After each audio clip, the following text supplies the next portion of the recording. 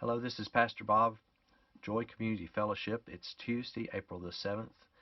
Our devotion, our meditation for the Easter week continues. After Jesus cleansed the temple on Monday, he returned to Jerusalem, and the scribes and the chief priests and the elders confronted him. "By what authority are you doing these things?" they asked him. Jesus replied, "I will ask you a question too.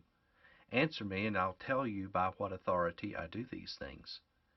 The baptism of John, was it from heaven or from men?" The elders were not expecting this. They had always been able to intimidate the common people. After all, Jesus was just a common carpenter. But now they were in a quandary. They reasoned with themselves. If we say heaven, then he will say, "Then why did you not believe us?" But if we say from men, the people will not stand for it, for they believe that John the Baptist is a prophet.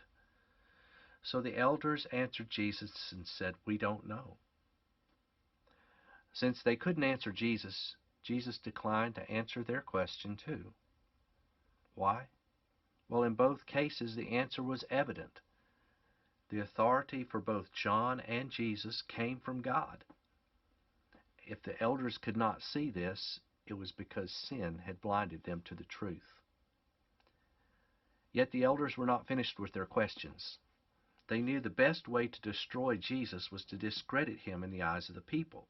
If they could trap him in his words, then they could show the people that he was just a pretender.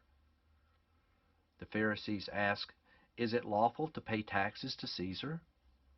Well, nobody likes to pay taxes.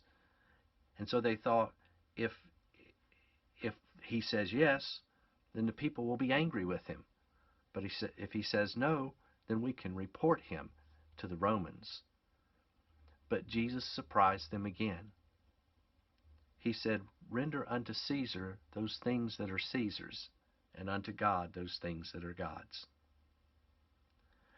The Sadducees had their turn.